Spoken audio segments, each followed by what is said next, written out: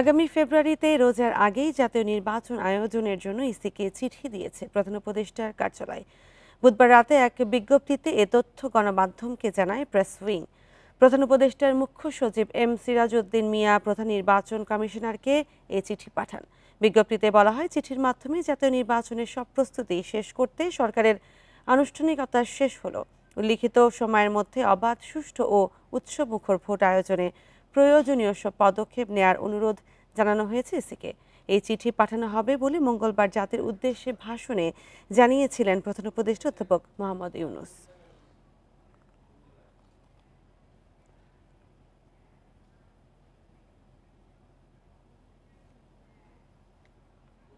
নির্বাচনের তফসিল ঘোষণার আগেই লটারির মাধ্যমে এসপি ও ওসিদের বদলি করা হবে বলে জানিয়েছেন স্বরাষ্ট্র উপদেষ্টা। আর অর্থ উপদেষ্টা জানান, নির্বাচনের জন্য কমিশনের চাহিদা অনুযায়ী বরাদ্দ দেওয়া হবে। বুধবার সচিবালয়ে আলাদা অনুষ্ঠানে এসব কথা বলেন উপদেষ্টারা। ফেব্রুয়ারিতে হচ্ছে জাতীয় নির্বাচন। এর 2 মাস আগে তফসিল ঘোষণা করবে নির্বাচন কমিশন। এরই মধ্যে প্রস্তুতি শুরু করেছে প্রতিষ্ঠানগুলো। নির্বাচনে আইন শৃঙ্খলা নিয়ে সচিবালয়ে সভা করেছেন স্বরাষ্ট্র উপদেষ্টা। তিনি জানান, সেনাবাহিনী সহ আইন শৃঙ্খলা বাহিনীর 8 লাখ সদস্য দায়িত্ব পালন করবে। এছাড়া পুলিশ প্রশাসনে ব্যাপক রদবদল করা হবে। 47,000 ভোট কেন্দ্রের দায়িত্বে থাকা বাহিনীর কর্মকর্তার সঙ্গে থাকবে বডি ক্যামেরা। পুলিশ ডিপার্টমেন্টে এসপি এবং ওসিদের আপনাদেরও আমি হয়তো ইনভাইট করবো, আপনাকে এই অ্যাসোসিয়েশনের সভাপতি এবং সেক্রেটারি, তাদের সামনে আমরা লটারির মাধ্যমে তাদের এইগুলো এই যে পোস্টিংটা আমরা করে দেব, যেন কারো কোনো ধরনের কোনো সন্দেহ না থাকতে পারে যে সে অমুকের সাপোর্টার, সে অমুকের সাপোর্টার অমুক জায়গায় গেছে। এর আগে সচিবালয়ে নির্বাচনী বাজেট নিয়ে কথা বলেন অর্থ উপদেষ্টা। কত বাজেট চূড়ান্ত না হলেও কমিশনের চাহিদা পূরণ করা হবে বলে জানান তিনি। বাজেট নিয়ে নির্বাচনের বাজেট তো নির্বাচনে যা অর্থ লাগে সেটা তো আমরা সব এটা দেবো, সেটা তো কোনো ব্যাপার নেই। তারপরে যদি অনেক কিছু তাদের সে কন্টিনজেন্সি থাকে, বাড়তি কিছু থাকে, সেটা কোনো ক্রমে তো আমরা এসে করব না। অর্থ উপদেষ্টা আরও জানান, নির্বাচনের আগে আইন শৃঙ্খলা বাহিনীতে নিয়োগ ও প্রশিক্ষণের জন্য আলাদা বরাদ্দ দেওয়া হচ্ছে। কিছুটা আরেকটু উন্নতি হবে। Hasif Mahmud Shah, independent News, Dhaka. ফেব্রুয়ারিতে নির্বাচনের সিদ্ধান্তকে স্বাগত জানিয়েছে এনসিপি, জামায়াত সহ বেশিরভাগ দল। তবে আগে গণহত্যার বিচার ও সংস্কার বাস্তবায়নের দাবি এনসিপির। এদিকে জুলাই ঘোষণাপত্রকে অপূর্ণাঙ্গ বলে মন্তব্য করেছেন দলগুলো। জুলাই ঘোষণাপত্র ও নির্বাচন নিয়ে সংবাদ সম্মেলনে এসব কথা বলেন রাজনীতিবিদরা। জুলাই ঘোষণাপত্র উপস্থাপন করেছেন প্রধান উপদেষ্টা। এতে গণ অভ্যুত্থানকে সাংবিধানিক স্বীকৃতি ও শহীদদের জাতীয় বীর ঘোষণা করা হয়েছে। এছাড়া জাতির উদ্দেশ্যে দেয়া ভাষণে ফেব্রুয়ারিতে জাতীয় নির্বাচনের তথ্য দেন প্রধান উপদেষ্টা। এ নিয়ে প্রতিক্রিয়া জানাতে বাংলা মোটরে সংবাদ সম্মেলন করেছে এনসিপি। তাদের দাবি, নির্বাচনের আগে বিচার ও সংস্কার নিশ্চিত করতে হবে। নির্বাচনে লেভেল প্লেইং ফিল্ড তৈরির দাবিও দলটির।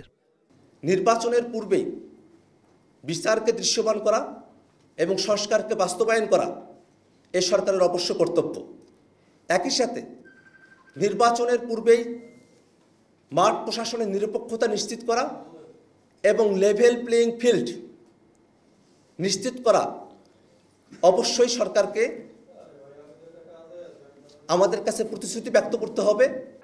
জামায়াতে ইসলামী মন্তব্য করেছে, জুলাই ঘোষণাপত্র অপূর্ণাঙ্গ, জাতির প্রত্যাশা পূরণ হয়নি। তবে ফেব্রুয়ারিতে নির্বাচন নিয়ে সন্তুষ্ট তারা। মাননীয় প্রধান উপদেষ্টার এই ঘোষণাপত্র ছিল একটি অপূর্ণাঙ্গ বিবৃতির মতো। এতে গণমানুষের প্রত্যাশার পরিপূর্ণ প্রতিফলন ঘটেনি। ঘোষণাপত্রে দীর্ঘ লড়াই সংগ্রামের কথা বলা হলেও 1947 সালের আজাদিকে উপেক্ষা করা হয়েছে।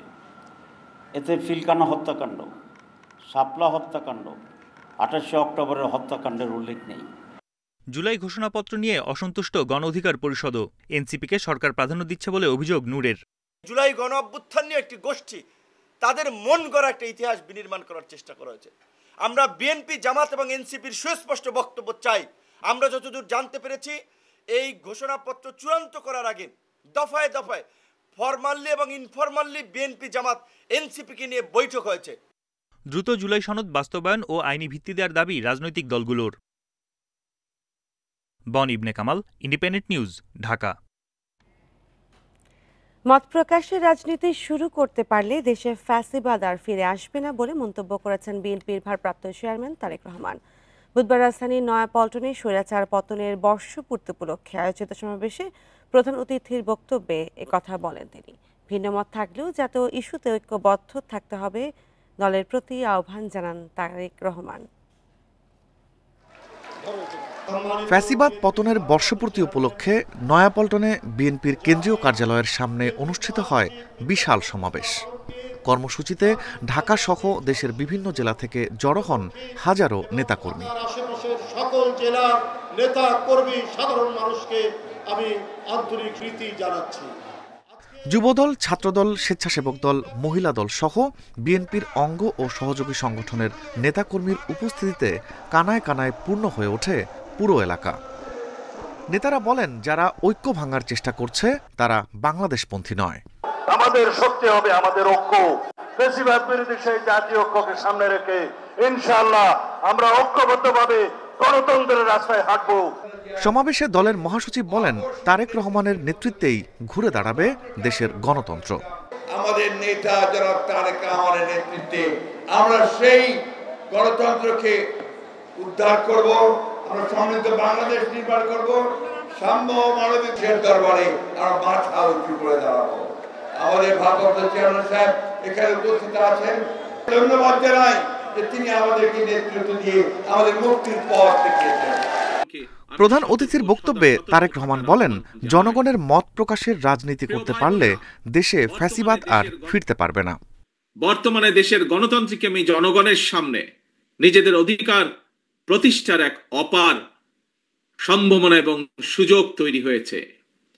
আমরা যদি এই সুযোগকে কাজে লাগিয়ে দেশে জনগণের রাজনৈতিক শক্তি প্রতিষ্ঠা করতে পারি, জনগণের রাজনৈতিক এবং অর্থনৈতিক ক্ষমতা নিশ্চিত করতে পারি, তাহলে ভবিষ্যতে আর কেউ ফ্যাসিবাদ প্রতিষ্ঠা করার সুযোগ পাবে না। বলেন, মতভেদ থাকলেও রাজনৈতিক দলগুলোকে ঐক্যবদ্ধ থাকতে হবে। ফ্যাসিস্ট মুক্ত বাংলাদেশে বিএনপির উদ্যোগে আজ রাজধানী সহ সারা দেশে বিজয় র্যালির কর্মসূচির সাফল্য কামনা করছি। বক্তব্য শেষে বিজয় র্যালির উদ্বোধন করে এই যাত্রাকে আলোর পথের যাত্রা বলেও উল্লেখ করেন তারেক রহমান। ঠিক এক বছর আগেই যেই নয়াপল্টনে চলতো গ্রেফতার, লাঠিচার্জ আর নিষেধাজ্ঞার ছায়া, ঠিক এক বছর পর ফ্যাসিবাদ মুক্ত হওয়ার আনন্দে সেই নয়াপল্টন হয়ে উঠেছে আনন্দের স্থান। বিএনপি নেতারা বলছেন, এই র্যালি সাধারণ কোনো র্যালি নয়, এই র্যালি রক্তের বদলে কেনা রাজনৈতিক ইতিহাসের পালা বদল। Rifat Alam, Independent News, Dhaka. July গণঅভ্যুত্থানের বর্ষপূর্তিতে বিএনপির বিজয় র্যালিকে বাঁধ ভাঙা উচ্ছ্বাস ছিল নেতাকর্মীর কণ্ঠে। বুধবার দুপুরে নয়াপল্টন থেকে শুরু হয়ে বিভিন্ন পয়েন্ট ঘুরে শাহবাগে গিয়ে শেষ হয় র্যালিটি। জুলাই গণঅভ্যুত্থানের বর্ষপূর্তি উপলক্ষে বেলা 12টার পর থেকেই বিএনপির কেন্দ্রীয় কার্যালয়ের সামনে জড়ো হতে থাকেন নেতাকর্মীরা।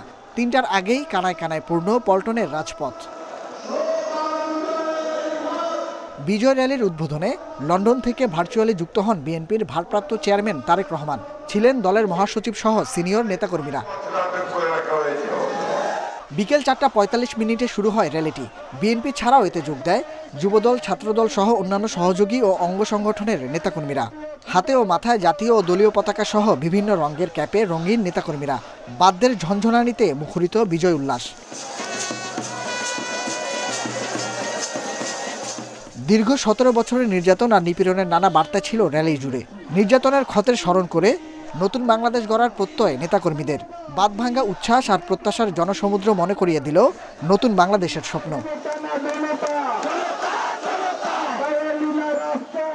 বুধবারের এই বিজয় র্যালি নয়াপল্টন থেকে শুরু হয়ে বিজয়নগর, পুরানা পল্টন মোড়, জাতীয় প্রেস ক্লাব, মৎস্য ভবন হয়ে শাহবাগ মোড়ে গিয়ে শেষ হয়। Nahid Kamal, independent News, Dhaka. 5 August ঐতিহাসিক দিনে কক্সবাজার বেড়াতে যাওয়ায় কেন্দ্রীয় 5 নেতাকে কারণ দর্শনের নোটিশ দিয়েছে এনসিপি। একই সাথে আগামী 24 ঘন্টার মধ্যে লিখিত ব্যাখ্যা দেওয়ার নির্দেশ দেওয়া হয়েছে। এনসিপির যুগ্ম সদস্য সচিব স্বাক্ষরিত নোটিশে বলা হয়েছে 5 আগস্ট জুলাই গণঅভ্যুত্থানের প্রথম বর্ষপূর্তি ও রাষ্ট্রীয় গুরুত্বপূর্ণ দিবসে দলের 5 কেন্দ্রীয় সদস্য ব্যক্তিগত সফরে কক্সবাজার যান।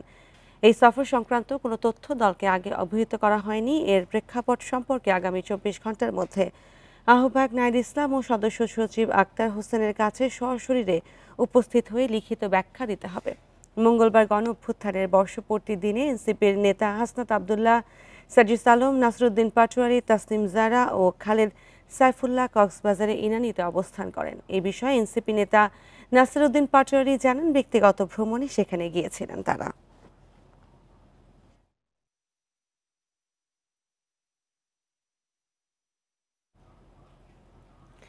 ছাত্র জনতার অভূতপূর্ব গণঅভ্যুত্থানে স্বৈরাচার শেখ হাসিনার পতনের পর 3 দিন দেশে কোনো সরকার বা পুলিশ প্রশাসন ছিল না। তারপরও সাধারণ মানুষের ধৈর্য ও সাহসে টিকে ছিল বাংলাদেশ। এড়ানো গিয়েছিল বড় বিপর্যয়। সে সময় জনগণের ঐক্যবদ্ধ প্রচেষ্টাকে অনন্য নজির বলছেন বিশ্লেষকেরা। জনগণের আস্থা নষ্টের জন্য রাজনৈতিক দলগুলোকে দোষ দিচ্ছেন তারা। 7 আগস্ট 2024 স্বৈরাচার পতনের দুদিন পর দেশে নেই সরকার, নেই পুলিশ প্রশাসন। আইন শৃঙ্খলা পরিস্থিতি সামলাতে হিমশিম খাচ্ছিল সেনাবাহিনী। রাত গড়ালেই ডাকাতি, ছিনতাইয়ের আতঙ্ক, সাথে পতিত আওয়ামী লীগ ও ভারতীয় মিডিয়ার গুজবে উদ্বেগে ছিল সবাই।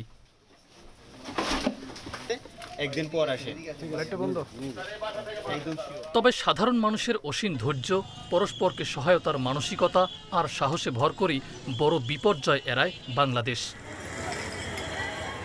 গত বছরের ওই সময়টিকে প্রকৃতির রাজ্য হিসেবে বর্ণনা করছেন রাজনৈতিক বিশ্লেষক মাহবুবুর রহমান। কোনো আইনি কাঠামো না থাকলেও জনগণ আইনের প্রতি যে শ্রদ্ধা দেখিয়েছেন তা বিরল ঘটনা বলছেন তিনি। এই কয়েকটা দিন তো প্রকৃতির রাজ্যের মধ্যেই ছিল, তারপরেও কিন্তু মানুষ বিশৃঙ্খলা যেভাবে এক্সপেক্ট করা হয়েছিল, আওয়ামী লীগ কিন্তু আশা বলেছিল অনেকবার যে যদি এই ধরনের পরিবর্তন হয় তাহলে তাদের অসংখ্য লোকের তারা ক্ষতির আশঙ্কা করেছিল। 2-3 দিন সরকার নাই, তারপরে কিন্তু মানুষ সেভাবে আইন হাতে তুলে নেয়নি। 71 থেকে 2024 দেশের সব ক্রান্তিকালী দায়িত্বশীল আচরণ করেছে সাধারণ মানুষ।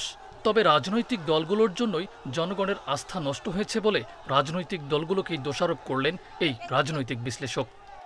আমাদের রাজনৈতিক দলগুলো বা রাজনৈতিক দলের নেতারা অধিকাংশ সময় প্রতারণা করেছে। সেই দায়টা থেকে, সেই ক্ষোভটা থেকে, সেই কষ্ট থেকে মানুষ মাঝে মাঝে খেপে যায়। এই খ্যাপাটাই তো আপনি দেখেন 91 সালে, এই খ্যাপাই তো দেখেন আপনি 7 নভেম্বর, এই খ্যাপাই তো দেখেন আপনি 2024। স্বৈরাচার পতনের পর কয়েকদিন ট্রাফিক ব্যবস্থাপনা, জননিরাপত্তা সহ অনেক পুলিশি দায়িত্বই পালন করেছে ছাত্র জনতা। মাহফুজুর রহমান মিলন, ইন্ডিপেন্ডেন্ট নিউজ, ঢাকা। পঞ্চগড়ে প্রতিপক্ষের ছুরিকাঘাতে এক ছাত্রদল কর্মী নিহত হয়েছেন। রাতে জেলা শহরের সিনেমা হল মার্কেটের সামনে এ ঘটনা ঘটে। নিহত জাবেদ ওমর জয় পৌরসভার 2 নম্বর ওয়ার্ড ছাত্র দলের কর্মী। পুলিশ জানায়, জাবেদ ওমর জয়কে হত্যাকে ছুরিকাঘাতে পালিয়ে যায় দুর্বৃত্তরা। পরে তাকে উদ্ধার করে হাসপাতালে নেয়ার পর মৃত্যু হয় তার। পূর্বশত্রুতার জেরে এই হত্যাকাণ্ড বলে প্রাথমিকভাবে ধারণা পুলিশের। এই ঘটনায় শহরে উত্তেজনা দেখা দেয়। হত্যাকারীকে গ্রেপ্তারের দাবিতে বিক্ষোভ হয়। পরে শহরের পরিস্থিতি নিয়ন্ত্রণে সেনা সদস্য সহ পুলিশের টহল বাড়ানো হয়। জয় নামে একজন ছুরিকাঘাত প্রাপ্ত হন। আর এটার সঙ্গে প্রাথমিকভাবে যাদের নাম আসে ওখানে অনুসন্ধানে, ওখানে আলামিন, পারভেজ, আরও অনেকে ছিল। পুলিশ সহ সেনাবাহিনী আমরা বাড়তি সতর্কতা অবলম্বন করছি যাতে কোনো এই দুর্ঘটনা নিয়ে কোনো আইন শৃঙ্খলার অবনতি না হয়। পদ্মার তীব্র স্রোতে নিয়ন্ত্রণ হারিয়ে বাল্কহেডের ধাক্কায় ভেঙে গেছে মানিকগঞ্জের পাটুরিয়া লঞ্চ ঘাটের 2টি জেটি। ফলে চরম ভোগান্তিতে যাত্রী লঞ্চ শ্রমিক ও মালিকরা। ভাঙনের ঝুঁকিতে রয়েছে ঘাট এলাকাও। স্থানীয়দের অভিযোগ, ঘাটের পশ্চিম অংশে অবৈধভাবে বালু তোলায় এমন অবস্থা তৈরি হয়েছে। দক্ষিণ পশ্চিমাঞ্চলের জেলাগুলোতে যাতায়াতের জন্য গুরুত্বপূর্ণ পাটুরিয়া লঞ্চঘাট। কয়েকদিন ধরে পদ্মার তীব্র স্রোতের কারণে ঝুঁকিতে ছিল ঘাটটি। এর মধ্যে মঙ্গলবার বিকেলে লঞ্চঘাটে ধাক্কা দেয় বালুবাহী একটি বাল্কহেড। এতে ঘাটের 2টি জেটি ভেঙে নদীতে ভেসে যায়। শুধু লঞ্চঘাট নয়, তীব্র স্রোতে ভাঙনের ঝুঁকিতে যাত্রী ছাউনি সহ ঘাটের আশপাশের অনেক প্রতিষ্ঠান। হুমকিতে পড়েছে ৩ নম্বর ফেরিঘাটও। এটা বড় পরিকল্পনা নিতে হবে। এই ছোট পরিকল্পনা নিয়ে তো আপনার এই বাঁধ কখনোই প্রতিরক্ষা করা সম্ভব নয়। খুব তাড়াতাড়ি যদি এটা সংশোধন না হয় বা এটা পরিবেশ সৃষ্টি না করে ভাঙন রোধে, তাহলে পরে পাটের ঘাটই এখানে শেষ হয়ে যাবে। সংশ্লিষ্টদের অভিযোগ, ঘাটের পশ্চিম অংশে অবৈধভাবে বালু তোলা বন্ধ হয়নি, সেজন্যই এই অবস্থা তৈরি হয়েছে। কিছু জায়গা এরিয়া ভাঙে, তখনই বলছে যে এখানকার জায়গাটা থাকবে না, আগের থেকে কিছু করার মনে করলে যদি থাকে, এরকম কিছু ব্যবস্থা করলে হয়তো থাকবে। আমাদের কথা তো কর্ণপাত করা নাই। ভাঙন রোধে এখন পর্যন্ত কোনো উদ্যোগ নেই বিআইডব্লিউটি-এর। এ বিষয়ে ক্যামেরার সামনে কথা বলেননি কোনো কর্মকর্তাও। তবে উপজেলা নির্বাহী কর্মকর্তার দাবি, ভাঙন রোধে দ্রুত ব্যবস্থার নির্দেশ দেওয়া হয়েছে। অবৈধ বালু তোলায় আটক করা হয়েছে 2 জনকে। কিছুদিন আগে এই যে ভাঙনটি হলো, তার আগে আমি এখানে অভিযান করে গিয়েছি, বন্ধ করে গিয়েছিলাম, আবার এটি অগোচরে চালিয়েছে, যার ফলে ভাঙনটি হয়েছে। আপনারা দেখতে পাচ্ছেন যে এখানে জিও ব্যাগ আনা হয়েছে, আজকের মধ্যে ইনশাল্লাহ কাজ শুরু হবে। লঞ্চঘাট ভেঙে যাওয়ায় বিকল্প ব্যবস্থায় 2 নম্বর ফেরিঘাট দিয়ে লঞ্চ চলাচল করছে। Independent news.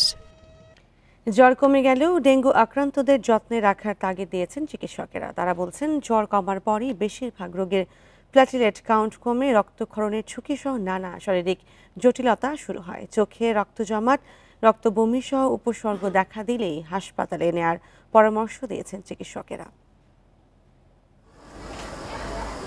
ডেঙ্গুর প্রকোপ বেড়েছে। মহাখালীর ডিএনসিসি হাসপাতালের ডেঙ্গু ওয়ার্ডে চিকিৎসা নিতে আসা রোগীদের অনেকেই বলছেন, জ্বর ছেড়ে যাওয়ার পর রক্ত বমি, প্ল্যাটিলেট কমে যাওয়া সহ শারীরিক নানা জটিলতা শুরু হয়েছে। এই পরিস্থিতিতে চিকিৎসকরা বলছেন, ডেঙ্গু ভাইরাস লিভার, কিডনি, ফুসফুস সহ বিভিন্ন অঙ্গে প্রদাহ তৈরি করে। তাই জ্বর কমে গেলেও থাকতে হবে সতর্ক। পেশেন্ট যদি অজ্ঞান হয়ে যায় এবং কন্টিনিউয়াসলি যদি ভমিট করতে থাকে বা বমি করতে থাকে, তখন কিন্তু ধরে নেওয়া যায় যে এটা একটা ক্রিটিক্যাল পর্যায়ে যাচ্ছে।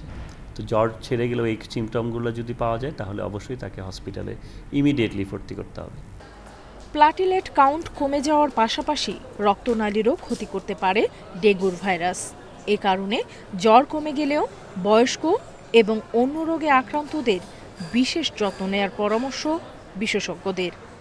নিঃশ্বাস নিতে কষ্ট হয়, ওনার যদি পেটটা ফুলে ওঠে, পেটটা ভারী হয়ে যায়, পেটের মধ্যে ডায়রিয়া বেশি হয়, পেটে যদি ব্যথা করতে শুরু করে, ডেঙ্গু শক সিনড্রোম অথবা ডেঙ্গু হিমোরেজিক ফিভারের ব্যাপারে আমাদের যথাযথ ব্যবস্থা নেওয়া লাগবে।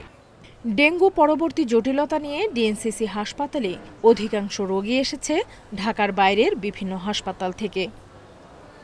নুরসেলিনা শিউলি, ইন্ডিপেন্ডেন্ট নিউজ, ঢাকা। থাইরয়েড ক্যান্সারে অস্ত্রোপচারের পর অবশিষ্ট ক্যান্সার কোষ ধ্বংসে কার্যকর তেজস্ক্রিয় আয়োডিন পাচ্ছে না ভুক্তভোগী রোগীরা। প্রায় 6 মাসেরও বেশি সময় অচল অবস্থা তৈরি হলেও জীবন রক্ষাকারী এ উপাদানটির সরবরাহ বন্ধ। ক্যান্সার ছড়িয়ে পড়ার শঙ্কায় রোগীরা এক হাসপাতাল থেকে অন্য হাসপাতালে ঘুরলেও কবে নাগাদ এর সরবরাহ শুরু হবে তারও কোনো সদুত্তর নেই বাংলাদেশ পরমাণু শক্তি কমিশনের কর্মকর্তাদের কাছে। ফরিদপুরের কৃষক শহীদ মল্লিকের থাইরয়েড ক্যান্সার 1.5 মাস আগে অপারেশন হয়েছে। তবে এখন পরমাণু শক্তি কমিশন পরিচালিত নিউক্লিয়ার মেডিসিন সেন্টারগুলোতে ঘুরছেন তিনি। পাচ্ছেন না রেডিও আয়োডিন থেরাপির ঔষধ। আমি আসছি ফরিদপুর থেকে, আমি তো আমার ক্যাপসুল লাগবে, ক্যাপসুল তো নাই, এখন ক্যাপসুল আবদার করতেছি, তাই এখানে নাই, কোথায় পাবো? অপারেশন হওয়ার পরের দিন থেকেই, রিলিজ পাওয়ার পরের দিন থেকে যোগাযোগ করতেছি, বলতেছে নাই নাই নাই। তো অনেক দিন যাবৎ ঘুরতেছি আমরা এই ক্যাপসুলটার জন্য, এখন অনেক অসুস্থ দিন যাচ্ছে, অসুস্থ বাড়তেছে। তেজস্ক্রিয় আয়োডিনের এ ঔষধ রাজধানীর 5টি নিউক্লিয়ার মেডিসিন সেন্টারের কোনোটিতেই নেই। এছাড়া চট্টগ্রাম, খুলনা, রাজশাহী সহ বিভিন্ন শহরে 23টি সেন্টারের বেশিরভাগেই এটি শেষ হয়ে গেছে। এতে দিশেহারা থাইরয়েড ক্যান্সারের রোগী ও স্বজনরা। একবার নিচে 6 মাসের ভিতরে আবার নিতে হচ্ছে, 1 বছরের ভিতরে 3 বার নিতে হচ্ছে। এটা তো ড্যামেজ, টিস্যু ড্যামেজের উপর ডিপেন্ড করে। তো এই আমাদের পুরানো রোগীও আছে, নতুন রোগীও আছে, এর ভিতরে এই রোগীগুলো সব খাবার করে।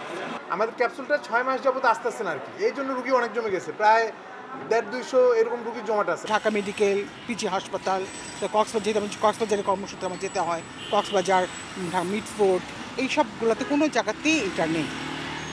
এখন আমরা আসলে একটা অনিশ্চিত জীবনের দিকে চলে যাচ্ছি। সার্জারির পরও অতি ক্ষুদ্র ক্যান্সার কোষ থাইরয়েড গ্রন্থিতে রয়ে যেতে পারে। এগুলো ধ্বংস করতে এবং পুনরায় ক্যান্সার হলে রেডিও আয়োডিন থেরাপি দেয়া হয়। যথাসময়ে এই থেরাপি না পেলে রোগীর অবস্থা সংকটাপন্ন হতে পারে বলে জানান বিশেষজ্ঞ চিকিৎসক। অপারেশনের পরে একদম ছোট ছোট জিনিস কিন্তু খালি চোখে দেখা যায় না। ইভেন আমরা যে অপারেশনের সময় লুপ ব্যবহার করি তাতেও দেখা যায় না। এই জন্য যদি কোনো আনুবীক্ষণিক কোনো কিছু যদি থেকে থাকে ওটাকে রেডিও আয়োডিন বা রেডিও আইসোটোপ ওটাকে টোটালি মেরে ফেলে। প্রায় 6 মাস ধরে ওষুধটির আমদানি নেই। একমাত্র আমদানিকারক পরমাণু শক্তি কমিশন। এ সংকটের শেষ কবে তা জানতে কয়েকদিন যোগাযোগের চেষ্টা করেও দায়িত্বপ্রাপ্ত কোনো কর্মকর্তার বক্তব্য পাওয়া যায়নি। Buddhadeb Kundu, independent News, Dhaka. সিলেটের পর্যটন কেন্দ্রগুলোতে ঘটছে একের পর এক মৃত্যুর ঘটনা। এক দশকে বিভিন্ন স্পটে প্রাণ হারিয়েছে 33 জন। পর্যটকদের অভিযোগ, তাদের নিরাপত্তায় কোথাও নেই কার্যকর কোনো উদ্যোগ। তবে মৃত্যু কমাতে লাইফ জ্যাকেট সরবরাহ ও স্বেচ্ছাসেবকের সংখ্যা বাড়ানোর কথা ভাবছে জেলা প্রশাসন। প্রাকৃতিক সৌন্দর্যের লীলাভূমি সিলেট। প্রতি বছর বিভিন্ন এলাকা থেকে সবুজ পাহাড়, ঝর্ণা আর নদীর টানে ছুটে যান পর্যটকরা। কিন্তু এই সৌন্দর্যের মাঝে ছড়িয়ে আছে মৃত্যুর ফাঁদ। গত এক দশকে বিভিন্ন পর্যটন কেন্দ্রে মারা গেছেন অন্তত 33 পর্যটক। পর্যটকদের অভিযোগ, পর্যটন কেন্দ্রগুলোতে নেই পর্যাপ্ত নিরাপত্তা ব্যবস্থা। বিপদে পড়লেও পাওয়া যায় না নিরাপত্তা কর্মী, নির্দেশনা বা উদ্ধারকারী দলকে। গা ছাড়া ভাবের মতো প্রশাসনের চলাফেরা এবং ভলেন্টিয়ার্স নাই, যে যার মতো করে চলতেছে। কোথাও কোথাও আমরা হয়তো সাইনবোর্ড দেখতে পাই, তাও একদমই নগণ্য, সীমিত। তারপরে তাদের কোনো ভলেন্টিয়ার আমি দেখি নাই, যারা হচ্ছে পর্যটক যারা পানিতে পড়ে যাবে তাদেরকে তাৎক্ষণিক উদ্ধার করার জন্য বা বাঁচানোর জন্য যে একটা ব্যবস্থা, এটা আমার চোখে পড়ে নাই। টুরিস্ট পুলিশের দাবি, শুধু নিরাপত্তার অভাব নয়, পর্যটকদের অসচেতনতায় বাড়ছে হতাহতের সংখ্যা। টুরিস্ট যারা আসবে তারা যেন একটু নিয়মটা মানে। আমরা তো মাইকিং করতেছি, আমরা হেলার দিয়ে কথা বলতেছি, আমরা লিফলেট বিলি করতেছি, তো সেখানে আইনটা আমাকে মানতে হবে। আইনটা যদি আমরা মেনে চলতে পারি, আমি বিশ্বাস করি যে আমাদের দুর্ঘটনাটা কিছুটা কম হবে।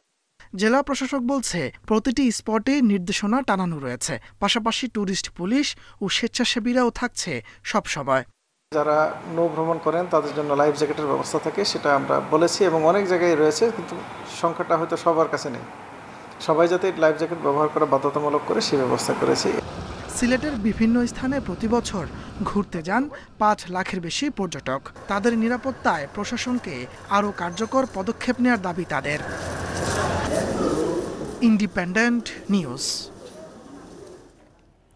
বৈরী আবহাওয়া, আমদানি বন্ধ আর সরবরাহ কম, এ 3 কারণে বাড়ছে পেঁয়াজের দাম। মাত্র এক সপ্তাহের ব্যবধানে পেঁয়াজের দাম বেড়েছে 15 থেকে 24% পর্যন্ত।